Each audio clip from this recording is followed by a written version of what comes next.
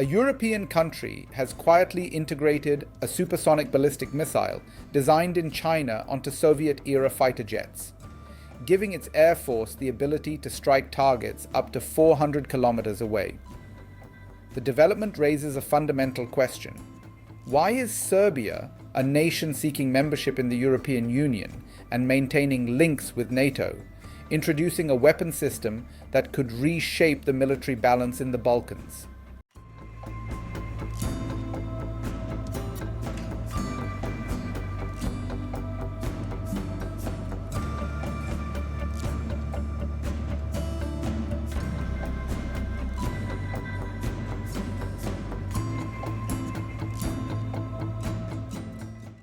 If this move accelerates a regional arms buildup, the consequences could extend far beyond Serbia's borders. The Balkans remain one of Europe's most historically sensitive security environments, where alliances, memories of conflict, and competing geopolitical influences intersect. A shift in Serbia's military capabilities has the potential to alter strategic calculations across Southeast Europe, influence NATO's posture, and deepen the involvement of outside powers, including China and Russia. The story begins with a confirmation by Serbian President Aleksandar Vučić that his country has acquired a significant number of the Chinese-built CM-400AKG air-to-surface ballistic missile. Images circulating online recently showed the weapon mounted on Serbian aircraft, prompting public acknowledgement from Belgrade.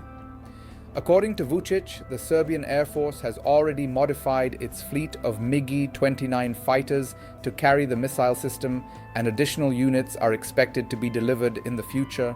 The CM-400AKG itself represents a relatively unusual category of weapon. Developed by the Chinese defense manufacturer China Aerospace Science and Industry Corporation, the missile is designed to be launched from aircraft but follows a ballistic flight profile rather than the typical cruise trajectory used by most air-launched weapons. It can carry either a 150-kilogram high-explosive warhead or a 200-kilogram penetrator designed to destroy hardened targets such as radar installations or fortified bunkers. Its maximum range of roughly 400 kilometers means that aircraft operating within Serbian airspace could theoretically reach targets across much of the Western Balkans without leaving national territory. From a purely technical perspective, integrating such a system onto older Soviet-designed aircraft required substantial adaptation. Serbia's MiG-29 fleet was originally built in the 1980s and later upgraded in stages with assistance from Russia and Belarus.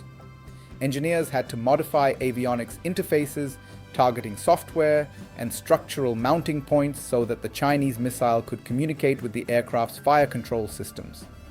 These adjustments demonstrate an unusual blend of military technologies originating from three different strategic ecosystems: Soviet aviation platforms, Chinese missile engineering, and Western-aligned operational doctrine. To understand why Serbia is moving in this direction, it helps to consider the country's geopolitical position. Serbia is officially a military-neutral state, but maintains cooperative relationships with both NATO and Russia.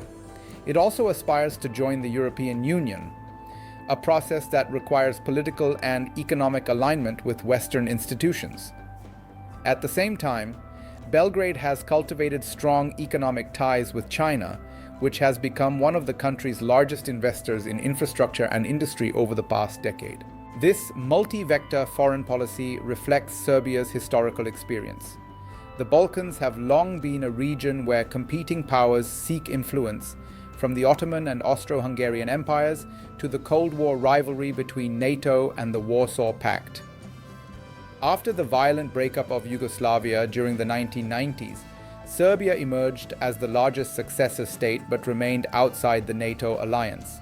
Memories of NATO's 1999 air campaign during the Kosovo conflict still shape public opinion and strategic thinking inside the country. Against this backdrop, Serbian defense policy has gradually shifted toward diversification of military suppliers.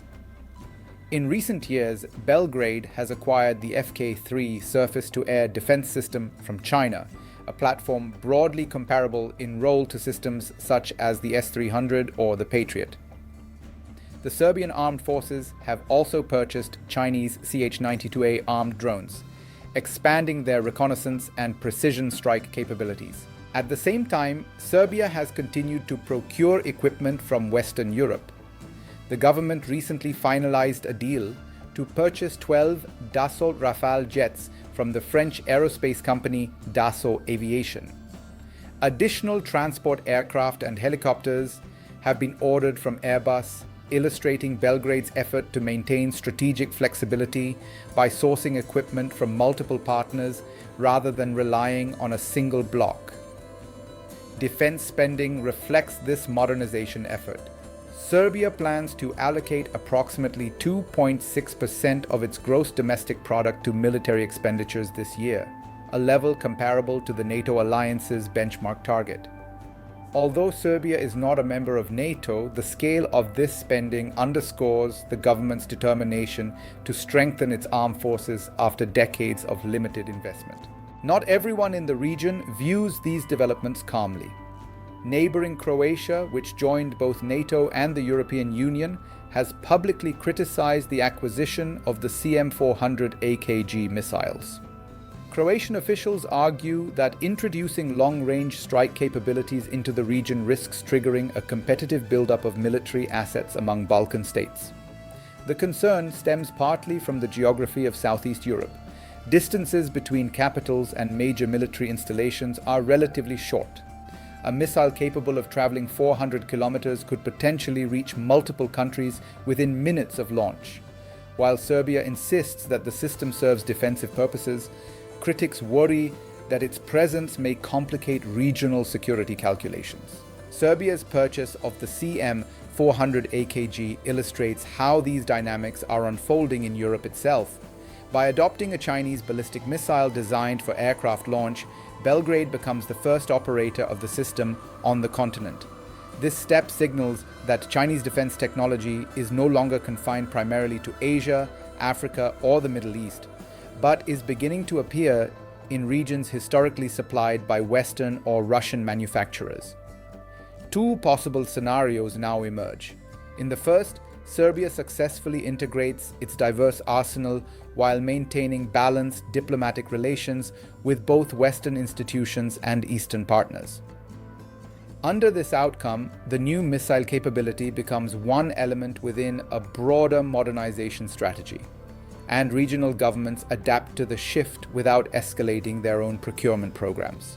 The second scenario is less predictable.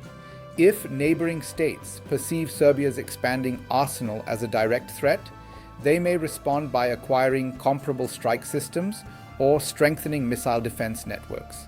Such moves could gradually transform the Balkans into another arena of strategic competition between larger global powers. As the Balkans continue navigating their place between competing global powers, Serbia's latest acquisition offers a reminder that technological capability and geopolitical alignment are not always the same thing. The real question now is how neighboring states interpret this signal and what choices they make in response.